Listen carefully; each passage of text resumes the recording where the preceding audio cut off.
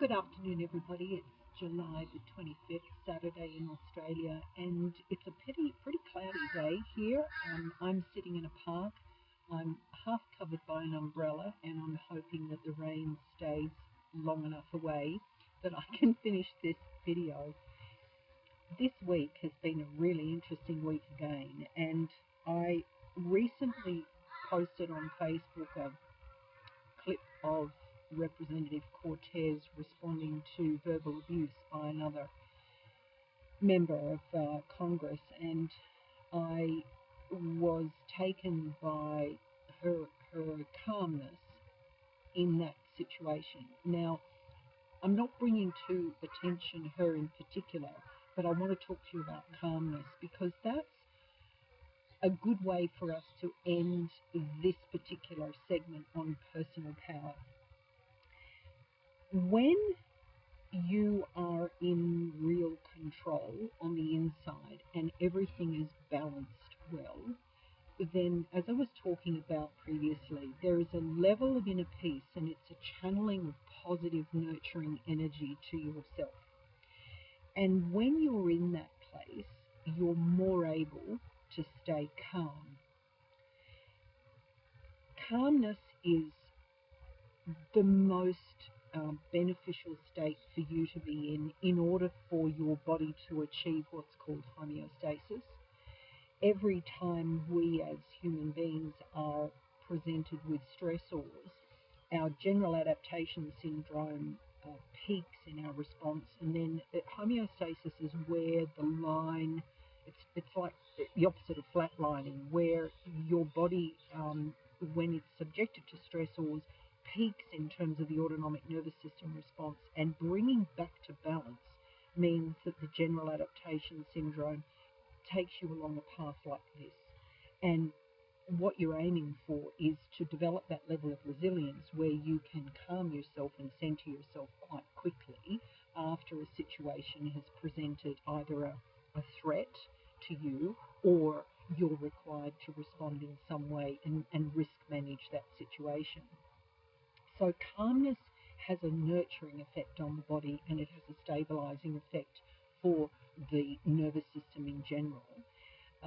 But it's also something that will boost your immune system. And under the current circumstances, keeping our immune system really robust and bringing back a level of robustness is really critical for us to be able to maintain great health. Calmness also, whether you realize it or not, has a way of rubbing off against other people. So when you're calm and you stay considered and tempered in your response in a particular situation that might be highly emotive, for instance, then others around you will actually draw on your calmness, and you may not realize it, but they will be able to stabilize and center themselves directly as a result of you staying calm, instead of reacting or being aggressive or being overly defensive under a certain circumstance.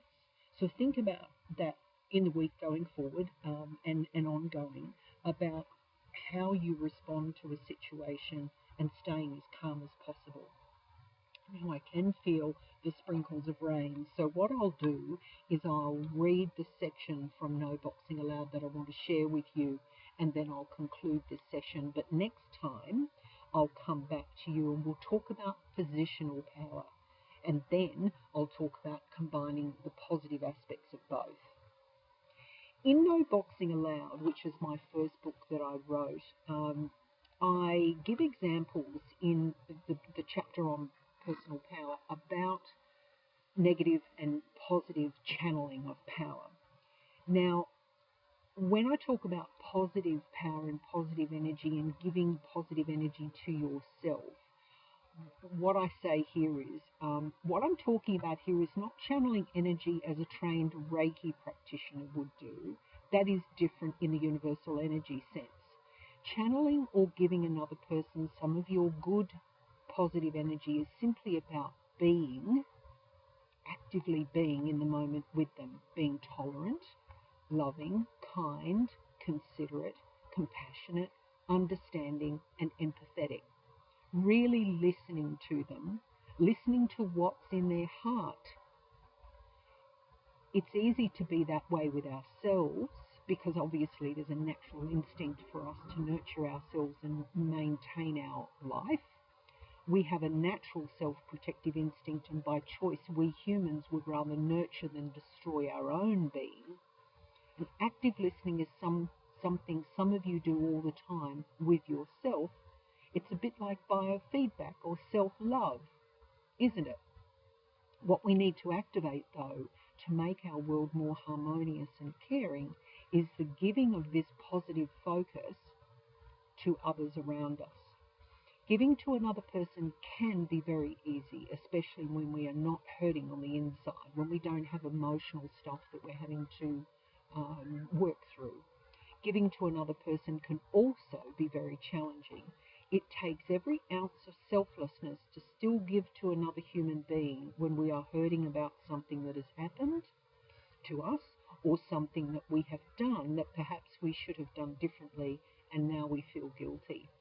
But when the challenge is overcome, either be it by waiting for the right time to give or simply waiting for that person to come to us when they are ready to receive, it helps us to feel fulfilled and sound, complete in every way. Imagine life without someone to give to, someone to share and enjoy life with. Many of you may live lives that are barren and dry of human interaction. That may be a consequence of your choices in life, or simply that you have little or no control over your circumstances. Someone else may have disempowered you. People caring for others, confined to prisons, to institutions of care and to hospitals, do not have full control of what happens to them and their opportunity to interact with others. These people are, fortunately, in the minority, and for some, their experience is only for a short time, but for others, disempowerment is chronic and crippling.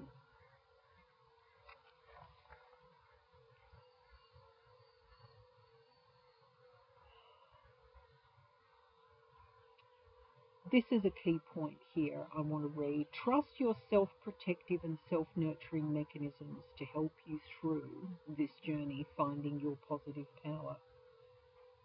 Regardless of what time of day or night, the energy we are delivering not only impacts in the here and now, it has a strategic impact on events and people into the future.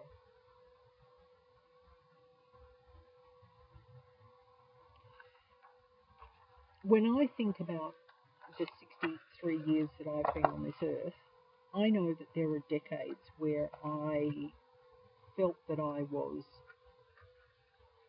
giving more to others than I was to myself, where I was not responding in the right way, where I was managing risks and not discussing those risks and the impact of those risks with the people who should have been protecting me. And as I've come into this middle part of my life, and I don't consider myself middle-aged yet by any means, when I've come to this middle part of my life, being vocal has to be tempered with courtesy, has to be tempered with intelligence, discernment, empathy, consideration, tolerance, all of the positive things that allow us to communicate in the right kind of way. So, look, whilst some of you may be old souls and you may be able to communicate adeptly, as Representative Cortez is certainly able to do, don't condemn yourself if you make a mistake in communication. What's critical with personal power is that you reflect and that you go back and correct any mistakes that you feel that you've made. And if the circumstances allow you to do that, great. If they don't, then you must let it go. I hope you have a great week going forward. It's a tad chilly here in Australia, but we are in the winter time. It's nice to have a bit of rain, and I hope that you stay safe from this very nasty virus. Until next time, bye for now.